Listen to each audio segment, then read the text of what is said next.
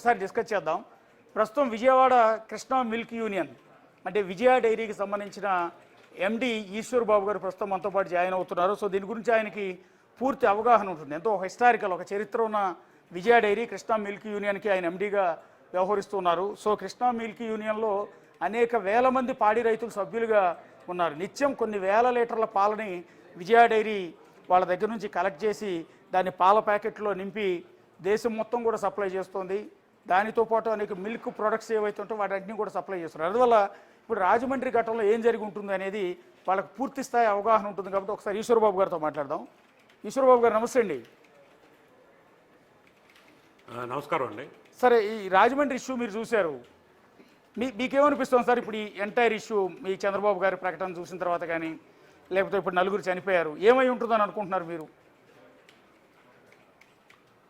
ఒకటండి, అంటే కేసు ఇంకా దర్యాప్తులో ఉంది కాబట్టి కరెక్ట్గా ఆ రిపోర్ట్ వచ్చిన తర్వాత దీని మీద కామెంట్ చేయగలం. కాకపోతే ఇందాక మీరు అన్నట్లు ఈ hygienic condition loose milk versus process milk అనే విషయానికి వస్తే, పాలు అనేది న్యూట్రియంట్స్ బాగా ఎక్కువ ఉండే ఒక లిక్విడ్, అంటే న్యాచురల్గా లభ్యమయ్యే లిక్విడ్ కాబట్టి దీంట్లో బ్యాక్టీరియా కూడా, అంటే మేము ప్యాథోజన్స్ అంటాం, అంటే డిసీజ్ ప్రొడ్యూసింగ్ బ్యాక్టీరియా కూడా ఎక్కువ శాతంలో ఉంటాయి.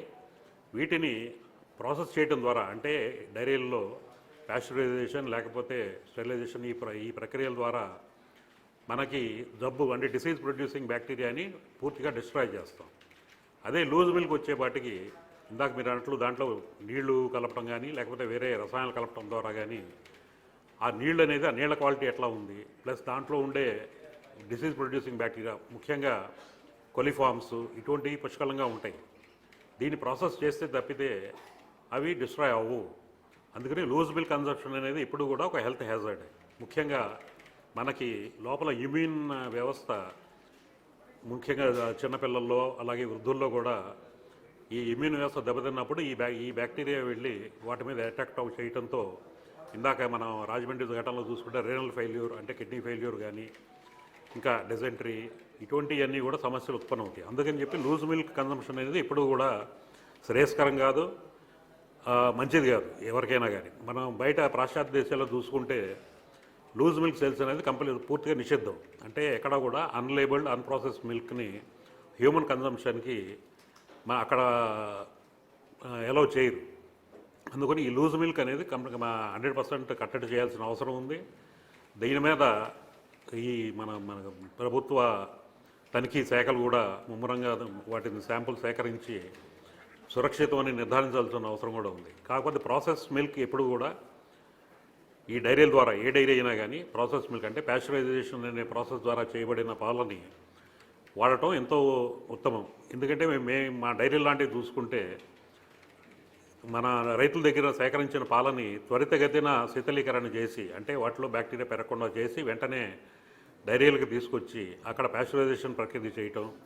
అలాగే విజయ డైరీ పరిస్థితి వస్తే సుమారుగా 45 రకాల పరీక్షలు చేసి అత్యంత ఆధునికమైన ల్యాబొరేటరీస్లో పరీక్ష చేసి నాణ్యత నిర్ధారించుకున్న తర్వాతే మనం మన కన్జ్యూమర్స్కి చేరవేయడం జరుగుతుంది. ఇది అన్ని డైరీల్లోనూ జరిగే ప్రక్రియే. అందుకని చెప్పి ముఖ్యంగా ఈ లూజ్ మిల్క్ అనేది మన కన్జ్యూమర్స్ కూడా దీని మీద అవేర్నెస్ తెచ్చుకుని లూజ్ మిల్క్ వాడకాన్ని పూర్తిగా నియంత్రించగలిగితే అది అందరికీ మంచిది. అంటే బేసిక్గా చాలామందిలో ఉన్న ఒక నమ్మకం, ఈవెన్ మేము కూడా లూజ్ మిల్కే పర్చేజ్ చేస్తాం హైదరాబాద్లో కూడా. ఎందుకు అంటే డైరెక్ట్గా గేదె నుంచి పిండి ఫ్రెష్ మిల్క్ తీసుకొచ్చి పోస్తారు. అదే డైరీ అయితే నిన్నటి పాలో మొన్నటి పాలో మీరు చెప్పినట్టు స్టెరిలైజేషను, పాశ్చరైజేషన్ ఇదంతా కూడా చేసి, శీతలీకరణ ఇదంతా కూడా చేసి ఆ ప్యాకెట్లో నింపి పంపించే పాలు ఏ రోజుకి ఆ రోజు ఫ్రెష్ మిల్క్ రావు. అదే లూజ్ మిల్క్ తీసుకొచ్చే వ్యక్తి, క్యాన్లో తీసుకొచ్చే వ్యక్తి ఒరిజినల్ పాలు తీసుకొచ్చేస్తాడు, వెన్న శాతం కూడా ఎక్కువ ఉంటుంది అని ఇంట్లో ఆడవాళ్ళందరూ సహజంగా నమ్ముతారండి. ఎందుకంటే హైదరాబాద్ లాంటి చోట లీటర్ 150 రూపాయలన్నా కూడా లూజ్ మిల్క్ కొనడానికి ఇష్టం చూపిస్తుంటారు. ప్రతి అపార్ట్మెంట్కి క్యాన్లు తీసుకుని లూజ్ మిల్క్తో ఈరోజు కూడా సప్లై చేస్తుంటారు. ఒక విధంగా మీ ప్యాకెట్ పాల కంటే వీళ్ళకి ఎక్కువ డిమాండ్ ఉంది. మరి మీరు చెప్పేది వాస్తవమేనండి. ఇది పూర్తిగా పెద్ద అపోహ అని నేను భావిస్తున్నాను. ఎందుకంటే ఈ గేదెల నుంచి తీసుకొచ్చి వాళ్ళు మనకి ఫ్రెష్ మిల్క్ లేకపోతే ఈ ప్రాసెస్ చేయటం వల్ల ఇది ఒకరోజు 2 రోజుల ముందు పాత పాలు అయి ఉండేది అనేది అనుకుంటాం అనేది పూర్తిగా అపోహ. ఎందుకంటే ఏ రోజుకి ఆ రోజు పాలు ఈ ప్రాసెస్ చేయడం అనేది చాలా అవసరమైన విషయం. అంటే ప్రాసెస్ చేయడం వలన పాలల్లో కానీ పాల పదార్థాల్లో కానీ నాణ్యత పెరుగుతుంది తప్పితే నాణ్యత తగ్గదు. ముఖ్యంగా ఈ బ్యాక్టీరియా, ఈ డిసీజ్ ప్రొడ్యూసింగ్ బ్యాక్టీరియా, ఈ ప్యాథోజన్స్ మనకి మన జీర్ణ వ్యవస్థ మీద, మిగతా అవయవాల మీద పూర్తిగా దాడి చేసే ఈ బ్యాక్టీరియాని పూర్తిగా ఈ పాస్చరైజేషన్ కార్యక్రమం ద్వారానో, పాస్చరైజేషన్ ప్రక్రియ ద్వారానో, స్టెరిలైజేషన్ ద్వారానో పూర్తిగా నిర్మూలించబడటం అనేది ఇది చాలా మంచి ఒక ప్రాసెస్లో ఒక మంచి విధానం.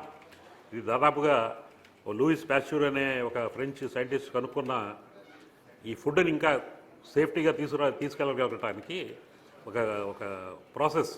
ఇది చాలా అవసరమైన ప్రాసెస్. దీనివల్ల పాలల్లో ఏదో నాణ్యత లేకపోతేనేమో పాలల్లో ఉన్న తాజాదనం తగ్గుతుంది అనుకోవటం పూర్తిగా అపోహండి. కాకపోతే ఇది నిజంగానే ఈ ప్రజల్లో ఇటువంటి నమ్మకం మీరు అన్నట్టు మీరు కూడా వాడుతున్నాను అంటున్నారు. ఇది మంచి విషయం కాదు. ఇది మీ ద్వారా ఇట్లాంటి మీడియా ద్వారా ప్రజలకు తెలుసుకుని ఈ లూజ్ మిల్క్ లేకపోతే లూజ్ మిల్క్లో కల్తీ అయ్యే కూడా అవకాశం ఉంది. కల్తీ దేంతో చేస్తారనేది పెద్ద క్వశ్చనబుల్ పాయింట్.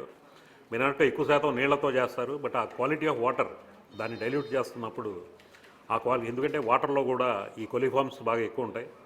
ఈ క్వాలిటీ ఆఫ్ వాటర్ మనం దాన్ని ఎడల్టరేట్ చేయడానికి వాడుతుంది. కానీ ఈ మధ్య మనం చూస్తుంటే అంటే కొద్దిగా రసాయనాలు అంటే కృత్రిమైన పాలు తయారు చేయడం కూడా ఆర్టిఫిషియల్ పాలు అంటే గేదె పాలలో నీళ్లు కలపటం కాకుండా ఆర్టిఫిషియల్గా పాలు తయారు చేస్తున్నారు. రీసెంట్గా 4-5 చోట్ల పట్టుబడింది. అందులో యూరియాతో పాలు తయారు చేస్తున్నారండి. అవును, అంటే ఒక ఆయిల్ లేకపోతే అంటే ఇది కూడా మీకు మన ఈ సోషల్ మీడియా అంటే యూట్యూబ్ ద్వారానో వాటి ద్వారానో కూడా ఈ పాలు ఎట్లా తయారు చేయొచ్చు అనేది కూడా మనమే చెప్తున్నాం. మనం అంటే మనం కొన్ని రిపోర్టర్స్. అవును, ఇది దానివల్ల ఏంటంటే ఇది ఇప్పుడు పాలు మీకు తెలుసు, ఇదివరకు 20 రూపాయలు 30 రూపాయలు ఉండే పాలు ఇప్పుడు మనం దాదాపుగా 60-70 రూపాయలు వచ్చేవాడు. ఇది మంచి లాభసాటి వ్యాపారంగా కొంతమంది భావించి ఇటువంటి అవినీతి పనులకి చేస్తున్నారు. దీన్ని ముఖ్యంగా ఈ తనిఖీల ద్వారా నిషేధించబడాలి. అలాగే లూజ్ పాల విక్రయాల మీద కూడా పూర్తి స్థాయి విచారణ జరగాలనేది మా ఉద్దేశం అండి. ఎందుకంటే లూజ్ మిల్క్ ఈ క్యానుల్లో కానీ వీటిలో కానీ ఇచ్చే మిల్క్ డెఫినెట్గా చెప్పగలము ఇది not safe for human consumption, ముఖ్యంగా చిన్నపిల్లలకి, వృద్ధులకి.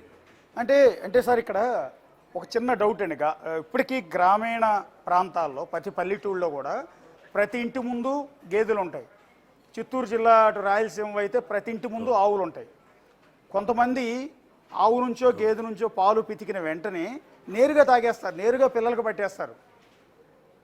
మరి అలాంటి వాళ్ళకి మీరు చెప్తున్నట్టు ఎక్కడ పాశ్చరైజేషన్ ఉండదు, స్టెరిలైజేషన్ ఉండదు. అవును, మీరు చెప్పింది వాస్తవమే. ఎప్పుడైనా కానీ పాలు అనేది గేదె పొదుగు నుంచి ఆవు పొదుగు నుంచి బయటకు వచ్చిన పాలు, వెంటనే బయటకు వచ్చిన పాలు 100% సేఫ్ మిల్క్. కాకపోతే దాని తర్వాత మనం రవాణాలోనో లేకపోతే దాంట్లో కలిపే వాటిల్లోనూ మనకి కంటామినేషన్ అనేది స్టార్ట్ అవుతుంది. ముఖ్యంగా అంటే పితికిన వెంటనే తాగితే ఆ పాలు తాగితే నిజంగానే అది చాలా మంచి పాలు. ఎందుకంటే గేదె పొదుగులో ఉండే పాలు 100% ఫ్రీ ఫ్రమ్ ఎనీ బ్యాక్టీరియా. బయటకు వచ్చిన తర్వాత బ్యాక్టీరియా అనేది కంటామినేషన్ ద్వారా వస్తుంది. ఓకే,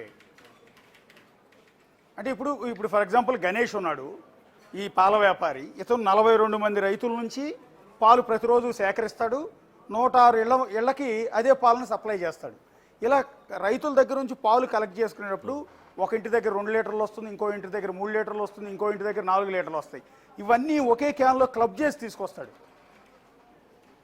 ఒక 10 లీటర్ల పాలు కావాలంటే కనీసం 4-5 ఇళ్లలోంచి కలెక్ట్ చేసుకుని అన్నీ మిక్స్ చేసి తీసుకొస్తాడు. ఇలా మిక్స్ చేసే క్రమంలో ఒక గేదెకి కనుక ఏదైనా అనారోగ్యం ఉండి ఒక గేదెకి వాళ్ళు ఏమన్నా పాలు తీయటం కోసం సమ్ ఇంజెక్షన్స్ వాడుతూ ఉంటారు.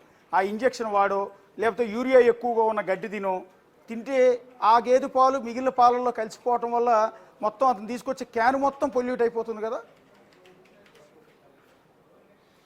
అంటే మీరు చెప్పేది వాస్తవమే. కానీ ఇటువంటి ప్రమాదాలు జరగటానికి గేదె తినే పశుగ్రాసం వల్ల కానీ లేకపోతే గేదెకి చేసిన యాంటీబయాటిక్ ఇంజెక్షన్లు లేకపోతే హార్మోన్స్ వల్ల కానీ రావటం అనేది అవకాశం చాలా తక్కువ.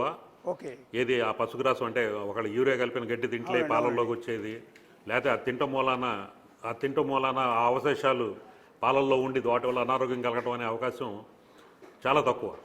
ఓకే. ఇది డెఫినెట్గా ఒకవేళ ఈ పాల నుంచి అయితే కనుక ఏదన్నా దాంట్లో దాని నిల్వ ఉండటానికి ఏదైనా వాడటం కానీ లేకపోతే వేరే రకమైన ఏదైనా ప్రక్రియ కానీ జరిగి ఉండొచ్చు ఒకవేళ పాల నుంచి అయ్యి ఉంటే. Yes sir.